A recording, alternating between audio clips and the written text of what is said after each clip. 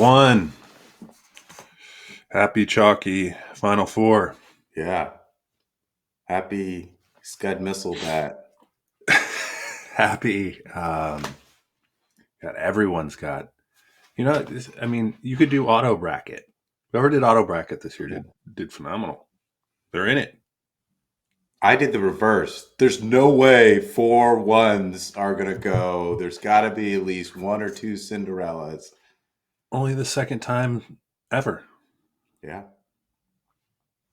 But it's, as you and I said, it's going to be like this. This is the norm. It is. I think ones will continue to be ones, and everyone else will continue to be everyone else. Actually, I'll argue the other side of it. I don't think it's the norm. I think everyone has to adjust. And I read this, I can't take credit for it, but the mid-majors are going to go to probably Division II players. Yeah. Right? Because there's Division II players that for some reason develop late or they missed the mark. So everyone's got to adjust.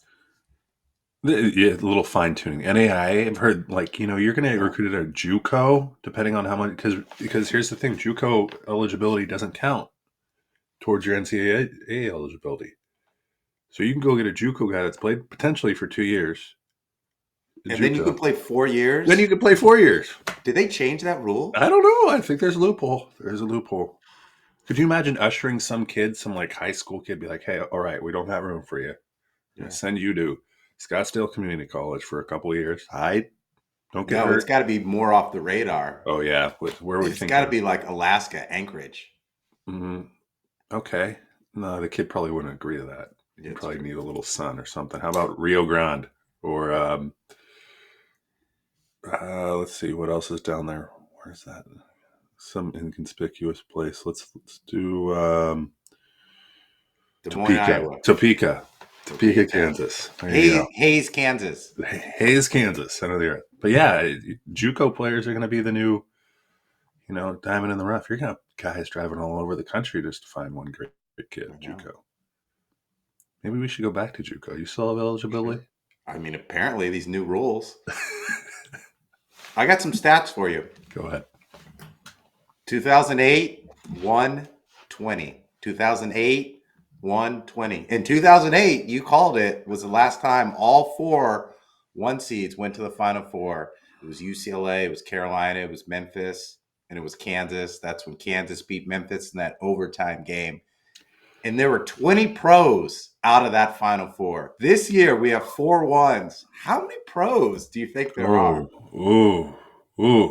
That might be tough because I sprung this on you. You could just say over under 15 pros. How about that? What we said? What did you say? Like at one point, you said that you got to have 3, maybe 3 semi-dominant players or 3 really good players. 3 pros. 3 pros. You did say 3 pros. Yeah. So let's go with that K Winn criteria and say at a minimum we're going to have 12. Okay.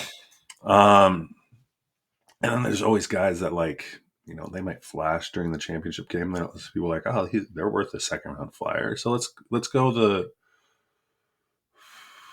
13. Wow. So I did the math. I said 13 on the low side, 15 on the high side. Okay. So Auburn, I think they get 2. I think they get Broome and Pettifor. Florida, they could get between 4 or 5. They've got Clayton, Hawk, Condon, maybe Elijah Martin, maybe Aberdeen. Duke, it's 5 or 6. It's their starting 6 plus Caleb Foster. Houston, I haven't seen enough of them. I'm saying maybe 2. So if it's 13 or 15, it's still not 20 from 2008 when that was Love, Russ, Carlson, D. Rose, Super Mario Chalmers. That's how good the 2008 Final Four was. And I think this is how good this year's could potentially be with top-heavy teams, number 1 seeds, and we have star power. The 2 best players in college basketball, Broome and Flagg. I can't wait. I agree. And now, are you saying that even out years? So it's not as though all those 20 were next year's draft, but rather Correct. On those 4 teams produced at some point for 20. Okay, Yeah. Yeah. Okay. 15. And you never know I mean, like I said, there could be some guy on the bench redshirting. Just all it takes is like 3 good games, or 2, or even 1 good game in the NCAA tournament, and the NBA team could pick you up on a whim. Yeah. I'm just saying Cinderella is redshirting. She's not dead. She will come back. We talked about NIL ruining the mid-major. For all those schools that go out there and pay for players and they get to the Elite Eight or the Sweet 16 like Miami did in the Final Four, there's teams that pay for players and don't do anything. Like, look at Yeah, Indiana. They didn't even make the tournament. There's also bad business decisions related to NIL. That's why I can't say, like, oh, the dominant schools will always be good. They're going to pay the wrong players. that's Miles Rice. I think he played at WSU the year prior. They gave him a decent chunk of change. He didn't really pan out there. I think you're right. I think it comes down to coaching. Look at the coaches that are in this Final Four. Each of them are pretty. Most would say really good coaches. Great. Great And coaches, they right? all have a potential to win their first title. That's what I love about it. And you have John Shire he's like a robot. I mean, he takes a lot from Coach K, right? Don't say anything too outlandish. Don't say anything diminutive. Like, just stay in the middle. Where I'm going with this is you have to have a good coach to weave these players together. Yeah. If you don't, if you can't get buy-in, God, at Indiana, they were asking for his head halfway through the season, even though they were 2 games above 500. I I mean, know. expectations of certain schools, like, just because you spend the money, like you're saying, doesn't mean you're going to hit. UW spent $2 million on great Osabor, That's right. and they were last in the Big Ten. Like, just because you buy a player doesn't mean he's going to turn out great. No pun intended. But you know what? This podcast is going to turn out It great. is. Hello and welcome to Big Ben and K Winn. Each week we broadcast live on YouTube. If you're watching this live right now, drop your comments below. If you're watching it later, also drop your comments below. More of an audio podcast. Download, listen, subscribe, 5 stars anywhere you get your podcast. Today, we're going to talk about the Final Four. We're going to talk about those torpedo bats and much, much more. I'm K Winn. He's Big Ben. Let's go. Giddy up. Pause. Ugh, I'm feeling so sluggish today. Need a magic mind? Duh. Why didn't I think of that sooner? Here you go. Actually, a friend of mine tried it recently and they loved it. Oh, yeah. I was just reading the testimonials the other day. So many great reviews. Let me show you. For years now, Magic Mind has been like my own personal magic mythical beast that I set loose to destroy my procrastination, lethargic, and brain fog. But unlike a mythical beast, it tastes really good too. This comes from Pete Holmes, the actor and comedian. I trust Pete. I trust Pete. I love his stuff. I also Trust in trust Pete. Kelly Snodgrass. She's a New York Times bestseller. And she says this. Oh my God. It's not clicking. Go, Kelly. In addition to Pete Holmes, I love the professional athlete, Koa Rothman, professional surfer. He uses Magic Mind, and this is what he has to say. Magic Mind helps me lock into focused state. He says this. Magic Mind helps me lock into a focused state that I need to be in, whether I'm surfing pipe or working on my next big profit. One more time. Koa Rothman, just like Pete Holmes is ambassador, he says this. Magic Mind helps me lock into a focused state that I need to be in, whether I'm surfing pipe or working on my next big project. Boom. Boom. Don't forget 20% off magicmind.com/Big Ben K Winn 20. 20% off when you check out. Check us out. magicmind.com/Big Ben K Winn 20. There we go. Just check it out. Check us and then go get some more Magic Mind. All right, I'm so excited for torpedo bats, but do you want to finish the NCAA and then get into torpedo Let's bats? finish the NCAA. Okay. Let's give some Final Four predictions. Let's banter on, like, kind of what coulda, shoulda, maybe happened. Okay. All Into the right, I Final got a Four. lot of notes here. You got a lot of notes. Okay, let me go on notes. unscripted first. Oh, here we go. We got two games. We We do. got Yeah, that's how it Florida, works. Final Bama. four. Excuse me. Wow. I'm foggy. Magic Mind hasn't kicked Imagine in why. yet. We've got Florida, Auburn, 309. And then we've got Duke versus Houston. Houston. Wow. Yeah, Where do you come want to on. start? Come on. You okay? One thing I have to say, Kelvin Sampson, since he was, you know how you have to a guy that comes through your program, you can always kind of like Gardner Mushin's a Coug through and Yeah. through. Kelvin Sampson used to be Coug. That inbounds play was probably the best inbounds play I've seen Yeah, it was great. ever in Yeah. terms of when it was when it occurred, the the necessity for it, meaning the outcome was determined by the end, and just like who does that, like the quick little jump in executed perfectly. It's You know going what to I be a loved about it is because every play should have multiple options and a counter to a counter. And your players have to know those counters. And so if you watch the tape, Braden Smith goes, and then they know that the other guy's going to be open, and that guy knows the guy who threw the ball in is going to be open, and it worked perfectly. They are a great coach team. they are, and you always forget about the inbounder. Like Oh my as a god. defender, you always do. Like that's the last person you're thinking about. But where I was going with that lead in is Samson and Shire. It's going to be a chess match. We're going to see more substitutions in that game than I think.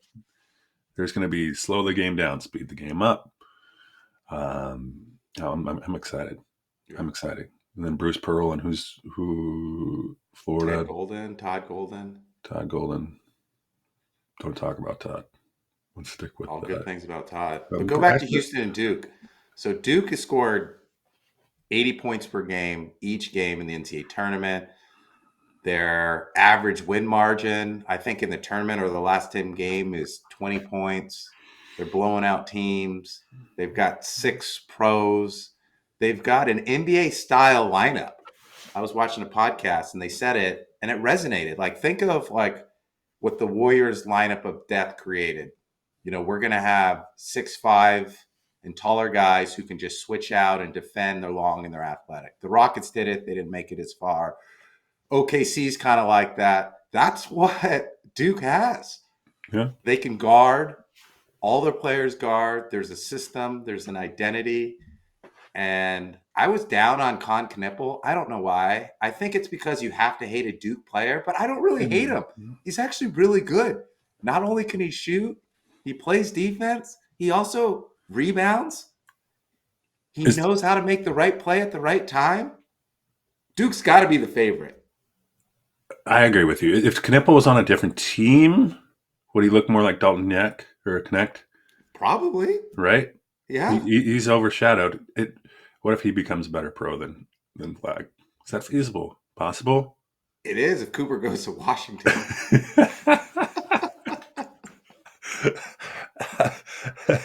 uh, you get the feeling every year, like every, I don't know, 5, 7 years, it's Duke's year. This just feels like Duke's year. Mhm.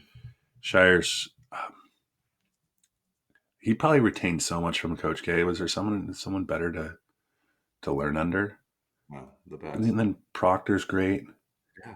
Houston hasn't. You haven't heard much from Houston though. They've kind of just done their thing this tournament, other than avoiding upsets. But I want to talk about the other game because So I think you're picking Duke to win. I'm picking Duke. I think it's too much firepower. You're right. As long as yeah, I just think Shire has too many pieces to screw up. You know what I'm saying? Like it's not like he has 1 to 2 players. He's got so many. You just can't screw it up. I agree. Houston has the defense to make this close and interesting, but they don't have the offense. And Hmm. Duke does have the defense. So if you think of Houston, they couldn't score the last couple of years. That's why they're out of the tournament. This is just not a good matchup against Duke. So I've got Duke as well. The only thing I could see is Houston getting physical Yeah. and muddy up the game. Pearl versus Golden. Golden worked for Pearl. Really? Yeah. I could see that. Early on, Auburn I could or see that. Tennessee. I don't know. Similar accusations, maybe, I think, on those wins. Florida comeback. God, everyone was biting towels watching that Florida game. It was an amazing game. It was. It was. Um, I don't. Auburn is just. What'd you say going in this? Do we have the intern run the algorithm on kind of average age amongst the entire I team? mean, I think it's close to 22. Right. I Yeah. think so. I think your algorithm hit. Those with the oldest players are generally the best players because they've had them long. And now we see these two teams going against each other. I think there's some big name transfers. The one can I say this? The one player I know I'm gonna miss in the Final Four is Richardson from Michigan State. Jace? Jace. I wish he could just after you lose, you get to pick one player to take on your team Yeah. moving forward. Um, Nonetheless, who do you have? Auburn, I've been Florida. Gators from the start. I'm Gators at the end. They had those tough games where they didn't really look good in the first half and even down the stretch against UConn, against Texas Tech. Some say they could have lost both of those games, but they didn't. Made them stronger. I think this is Florida's great game. They know their opponent. They know what to do. There's no more pressure about getting to the Final Four. I think Florida gets out to a faster start, and Walter Clayton Jr., call him Walter Clayton Dagger. I mean, big shot taker, big shot maker. I think the bigs are going to play well. Condon really hasn't played that well. You got Elijah Martin. Florida's the one team that gets better when they bring in their bench players. They have a deep bench. They can go different systems, different styles. I think they do it. Go Gators. Who's my guy with the mohawk on Florida? Because they got It's two like 7-footers, Thomas right? Houck or Houck. Hauk, yeah, they got two 7-footers. They're kind of like Michigan Light in that Yeah. respect. Um, but you're right. I listen, everyone. We want a Cinderella, but we're going to get two really good games, and they're going to be close. There's not. There's. I think I'd love to see what the spread is, but I don't think anyone's getting more than 4.5, probably. So are you Maybe. going Gators too? I would love to see a Duke Auburn game. I don't know why. Pick it. Yeah, Duke Auburn. Hey, I want to. Who wins Here's I Natty? want to. Bruce Furrow versus John Shire. I don't know. Maybe Bruce sends a couple people up to John. There's I don't You know. said Auburn a couple weeks ago. Are you backing I off of did. that I pick? like Auburn. I'll just say Auburn. They're the oldest team. They got guys don't have one more year, right? They're going to play for everything. They're going to go all out. They're going to pull. They're going to cheat probably. I don't know. Um, I like Auburn. I want to offer you this before we wrap up. Well, we're not wrapping up. We got No, 13 no, minutes. no. I got Duke, and I got Duke back to back this year and next year. The Duke dynasty's back. They win this year, they reload next year. Go make that bet then. That's a teaser. Yeah. This year, next year, they probably already have the NCAA that you could bet on. Do it. Get it on Okay. your phone. You I can bet will. in California. Come on, right I now. will. I gotta wait for your I bid. will. I will. Don't pressure me. All right, give me. Let me swing a theory past you. Not necessarily a theory. Ooh. Are we transitioning to baseball? No, no, no, no. We're staying here with basketball. I a theoretical bat theory. I don't know if I have a bat theory, but I do have this. Think about where these teams are from. Okay. Okay, regionally in the Yes. U.S. Duke over South. in South Mid Atlantic. Some might say Florida South. Dirty South. Auburn clean South. Is that what you're calling it? No, dirty, dirty. And then you have Houston. Well, that's the South too. Dirty, dirty, dirty. Yeah. Okay. My point being, West Coast. Is this so? Give me an argument for. Let me make an argument that we will not see any other team outside of Arizona, UCLA, or Gonzaga in the Final Four in the next decade on the West Coast. No. UCLA will get a different coach and they'll be back. I like Cronin. Nah. Shoot this me straight. No, but go Cronin back. coaches like he's got West Virginia 3-star athletes. I don't want to see that. I want to see people run up and down. I want to see I, 5 stars. I want to see the glitz and glamour he of already got the Hollywood. I top want to see recruit out of the pool. personalities. There's Okay, no hold on. personalities. Hold on. Hold on. You're missing the point. My point is, those are the only three programs on the West Coast that are going to be able to, with, I think the collective, I don't know what Gonzaga's collective is, Right. but UCLA and Arizona are going to have a collective. They've won a national title. They're going to have a collective go out and put players. Those are the only three programs on the West Coast. Maybe I should add in there Oregon. Add Oregon. Okay, That are going to 4. have, we're going to see, are going to be relevant in the NCAA tournament for the next decade. Only four. Am I saying Final Four or relevant in the NCAA tournament? You're only relevant if you're in the Final Four, right? Is that fair? It's Like fair. everyone forgets everyone that's lost up until this point. You remember the Final Four. So I will say, And if I'll not, can say you just, Oregon absolutely because they have the brand, they have the collective. Dana Altman's a great coach. He's getting older. When they replace him, they're going to make a big, big splash. So okay. Oregon 100% will be in the Final Four. Write it down, put it on your wall within the next 10 years. Maybe 2 Final Fours from Oregon. That's pretty bold there. 10 years. Come on. All right. That's fine. UCLA, they got to make a change. Arizona, I mean, Tommy Lloyd can recruit. I don't know if he can coach. Mm. Bruins, yes, Bruins will make 1. Ducks make 2. Bruins make 1 Final Four in the next 10 years. Gonzaga makes a tournament, but there are no Final Fours in the next 10 years because Mark Few is retiring. They're going to bring someone in. The program's going to take a dip. NIL is going to hit him in the gut. And Okay. Gonzaga program is going to drop back down to earth. Could we see like a St. Mary's or Santa Clara To the make a Final run? Four? Hell no. Okay. I mean, No let's just glimmer? be real. Sweet 16, maybe. No glimmer? Final Four, no chance. I remember Loyola and Marymount made the Final Four. Bo Kemble, right? Bo Hank Kimball back in Gathers. like shooting threes. They were both 6'7". No one ever Yeah, seen that before. I know. Unbelievable. Maybe we see that again. A couple JUCO transfers, all you need. That's all you need. Torpedo bats. All right, let's go. Big Ben. Yes, K Winn. I did some statistical analysis here. The U.S. Navy uses intercepts and nets to protect themselves against torpedoes. Okay. What are opposing pitchers going to do to protect themselves against the New York Yankees torpedo bats? High and tight. Wow. You come in with a torpedo bat, we're going at your head. Okay. Put it down. Go pick up a normal bat. Are we making too much of it? Who is pitching? See, no one ever said who was pitching. Like, what were It's they? like you stole my notes. Who? You always like. There's both sides of the argument. Like, oh man, they're cheating. It's like, no, like the pitcher stunk and he gave up the most home runs in the in the major leagues last year. Both things can be right. Nestor Cortez was a Oh, pitcher who geez. let up 9 home runs on that fateful Saturday. Last year, he gave up 24 home runs. How many innings? I don't know. I don't have that stat. Is that good or bad? He was ranked 24th, so Still up the there. pitcher who let up the most was 34 What was the weather like? last week in New York. Yeah. Moderate.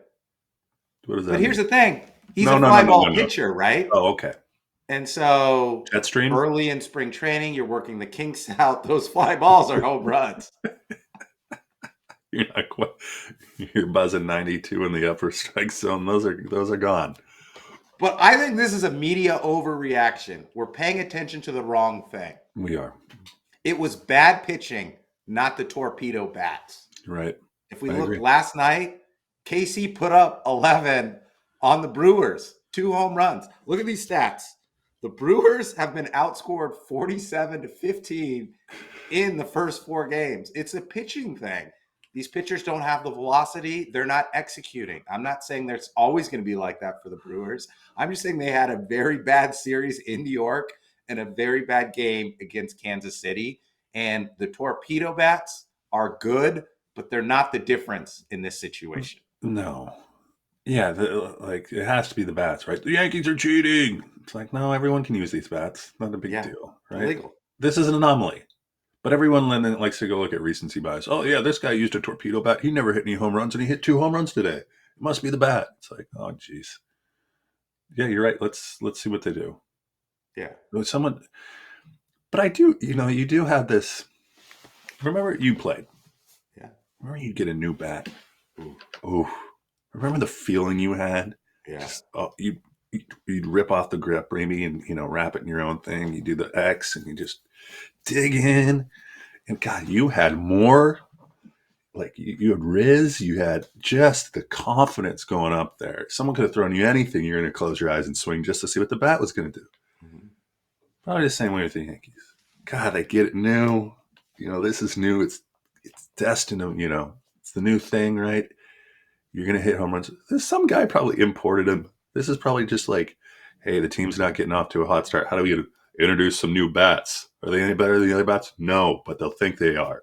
You go up there with more confidence, swing, and boom. It was probably Costanza. Well, there was an analytical study by the Yankees front office where their shortstop, Anthony Volpe, wasn't hitting the ball in the sweet spot. So what these bats do is it extends the sweet spot. So like there's parts of the bat that's not used, the like edge of the bat. So they kind of like thicken the sweet spot. But you still have to hit the ball. Exactly. It's curving, it's dipping, it's cutting, it's changing. You have to hit the ball. But here's my next point why this is overreaction. It's Yankee Stadium. It's not the bats. I did some research with AI, and I think you'll like this research. So we analyzed home runs New York Stadium from 2022 to 2024. And here's what it had to say. Over a 3-year period, the total home runs hit at Yankee Stadium consistently was at the top of the league rankings. These stats underscore the significant impact of Yankee Stadium's characteristics to home run production.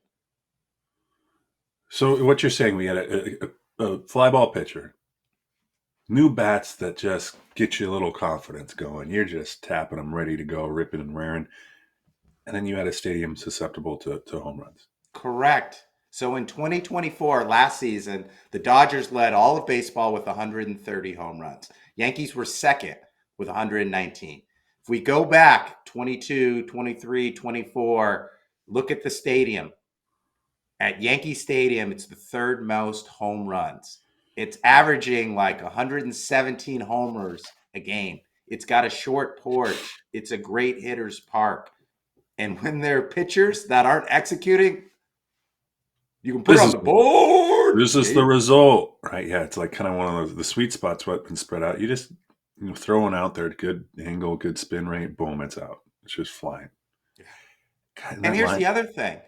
Aaron Judge, the home run king, he doesn't use a torpedo bat.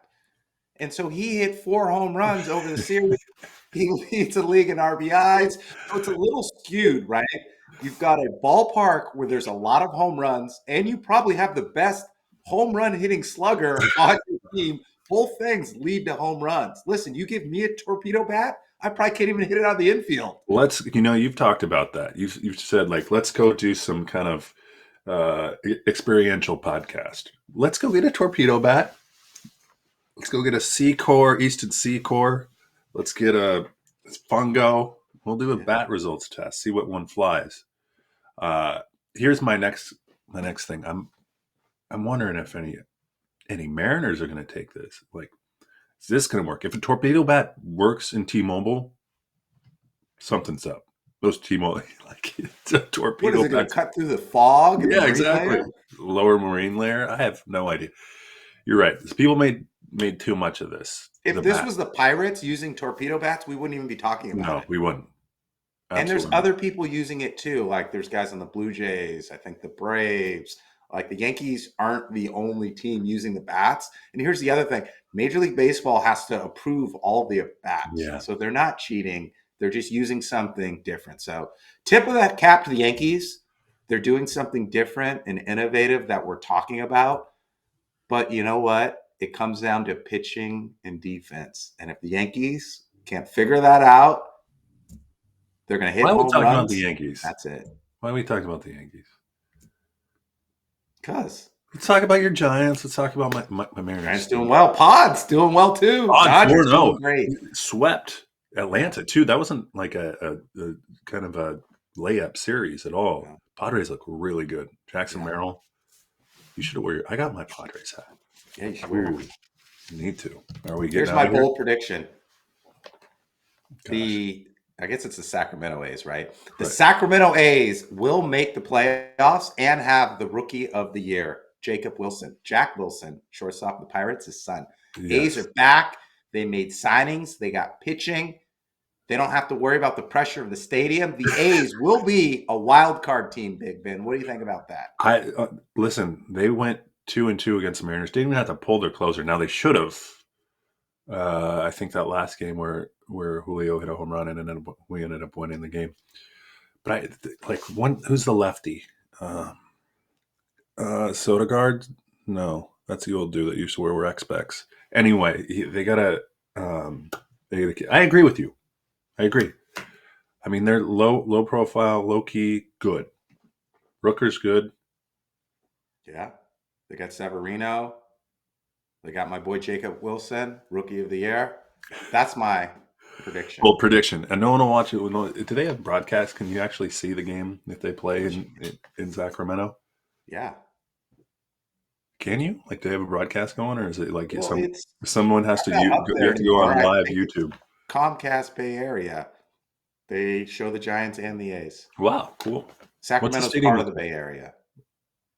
You've always told me Sacramento's not even close to part of the Bay Area. I know, but for TV rights, we claim them. How your Mariners looking? How you feeling? Horrible. The Wow. same. They're rolling out the same stuff. The same Let me stuff. guess. I haven't seen any Mariners game. Great pitching, no offense. Oh my gosh! You remember Daniel Vogelbach? Like he always gave us hope. Like one year he had 30 jacks. We're like, oh man, this is awesome. Now we got some guy that looks exactly the same. He's just a bit taller at first, and he just rolls over on every ball, hits to the second base, trots out there, and then every sixth at bat, he hits a home run. Maybe it's. I've been watching them. It's the same narrative. It's the same. You see the same thing, and it's just Julio struck out the other night, runner in scoring position to potentially go ahead run. Yeah. Just waved at it, walked away. So they're going to be a sub 500 team. Wow. Where do they Here's finish what in the AL West? third. So you got Rangers first, my A's second, Mariners third, Sure. I Astros mean, fourth. yeah, because here's the thing: the pitching was all healthy last year. You got the best out of the pitching you could possibly get. Everyone was healthy, and you eked out what 540 win percentage. Like that's not going to happen. Someone's going to get hurt. Someone already has gotten hurt, and the hitting stinks. It stinks. Get them some torpedo It bats. stinks. The hitting. God, I don't. It is. Mariners score more runs on fielder's choice groundouts or pass Hey, that's a balls. productive out. No, come on. It's just so pathetic. Clutch hitting is, and that's what you watch the game. You're like, all right, bring us hope. Just clutch up and get a rip here. No, Yeah. bases loaded, roll over to second base and double play. Yeah, we got to run. It's pathetic. Listen, you've played baseball. I've played baseball. We've played softball. You know, you're on those teams when you're like, I mean, we got to get to 2 runs if if we're gonna win and hold it. Like that's what the Mariners. They're like, we got to get to 2 runs. Pitching has to be perfect. Weather has to be nice. We got to play sharp defense. There's too many things that have to go right for the Mariners to win. When you don't have offense and you're a pitcher, the psyche is shit. I have to be perfect, Yeah. right? And you've had that before, where you're like, "Fuck, man, we just don't got it. Good at ace, I got to be perfect." And when you're not perfect, when you give up 2 runs, you're kicking. On any other team, you're probably like, "All right, back me up." Yeah. With Mariners, you got no confidence statistically. Like that we're probably not going to score 3 runs, and that's really hard on your psyche, right? If you're out there pitching, like I have to be perfect spot. I watched Bryce Miller give up a walk the other day. He was like, just live it because he knows he can't be anything but perfect. It goes the other way too. Like the offensive players, the hitters, when they know that Bryce Miller isn't perfect and giving up runs, they're like, "Oh well, I got to do more." Yeah. And And you can't it's do more. just They're not capable of doing more. That's the thing. They're not capable of doing any more than what they've done because nothing has changed, right? If you bring in a big bag, here's the last thing I'll say on the Mariners. I think what Justin Turner said was right. That organization, why wouldn't you bring in a high profile bat considering that, here's what a big bat does for you. It protects other players. And right now, Julio Rodriguez is the player. He's not protected by anyone else. Cal Raleigh maybe you might argue that Cal Raleigh's protecting him, but he's not. If you had a big bat that another pitcher had to think about, the ripple effect across the entire lineup is massive. Well, and as all the pressure is on the pitching, all of the hitting offensive production pressure is on Julio. Exactly. If you're the And he's opposing not, team, you're just like, I'm going to pitch around him. and he's not mature enough yet to realize that, right? He's still up there fanning, like, no, dude, you got to grip down. Let's go. He doesn't get it. And the Mariners don't get it. They don't. They don't understand that. Like, you bring in a big bat, no one's scared of this. But no big bats want to go there. No, you don't. It's like the opposite course field. It's what do they call it when you can't? The freezer? No, the cooler. Whatever. The guy that walks around sits down at the table. No one ends up winning. You go to Seattle. Yeah, you go to Seattle. Done. You look at Sexton's career, Beltre's career. The dip is always in Seattle. But isn't this up to the baseball operations team to put together a team fit for that climate and ballpark? And what I mean by that is it's got to be consistent hitters that hit for average, gap to gap, doubles, and people who can steal bases, people who don't strike out. Like, they've got to figure that out because the home run hitters aren't going to come in free agency. They may be able to draft someone and raise them up through the minor leagues, but you need singles and doubles hitters, right? Kyle, there are no more players like that. There aren't. Look at the average. Launch angle. Yeah, exactly.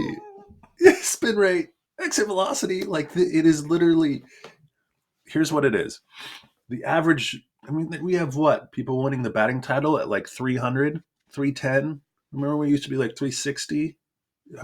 There's Tony Gwynn would play really well at T-Mobile, right? Here we go. Put me and you in the front office. We will find the college baseball players who hit doubles, who don't strike out, hit for average. Remember, Euclid started this trend with on-base percentage. We're going to start this trend for the Mariners, and we are just going to look for doubles hitters who don't strike out, get on base, and hit for a high average. Funnel them all to Seattle. Hatterberg, wasn't Hatterberg the guy that you're talking you're talking like Moneyball, right? Yeah. But Euclid and Hatterberg did not have speed. Our guys are going to have speed too. They can steal bases. That's where we live in the margins. Yankees got the torpedo bats. Mariners got the doubles hitters. Oh man, dude, that's a few. And then you hope the college kid just square it up, buddy. No, we need you down angle. No one's getting taught anywhere. Hit home runs. Hit home runs. That's all it is. We'll retrain them in the system. You know what the Mariners need is just kind of the egress of some air conditioning thing to kind of create this, figurative stream inside the stadium so that we get some impact there. Is there anywhere in the Seattle area where the weather is different and there's just a jet stream of wind? That's where they need to build the stadium. Move the stadium there. You just move it a little down onto maybe even Golden Gardens down in Ballard. All right, let's get out of here. You gotta go. I gotta go. We gotta go. Before we go, I want to tell you about Alex Snodgrass, New York Times best-selling author. She is a Magic Mind ambassador. Here's what she has to say about it. After drinking Magic Mind, my brain fog lifts and I'm able to conquer my to-do list with less distraction. I had a Magic Mind this morning and I magically dominated this podcast. We're competing now? We're competing. We're not competing. It's on. We are creators. They are creative people. Magic Mind is a mental performance boost for the creatives. Now I get it. You remember I'm not getting my Magic Mind? It didn't work. I'm sure you're getting all my Magic Mind. Thus, you're sharper, cleaner, and here I am. I can barely keep my eyes open. I'll ship you some It matches. doesn't matter. Yes, please do. It's not an even playing field. Don't cheat to win. Come on. Don't cheat to win. Let's get out of here. All right. Find us wherever you get your social media at Big Ben K Winn, at Instagram, Threads, TikTok. What are we on X? We're on X. We're on We're on X. X. Also, wherever you get your podcast at Big Ben K Winn _ at Spotify, iTunes, Google Podcast, everything. Wherever you get your podcast, YouTube, we're there too. Leave comments. You agree, disagree, like us, dislike us, whatever you want to say. We're not using torpedo bats here. Doubles only. We're the doubles hitters in Seattle. Doubles only. Boom. Boom.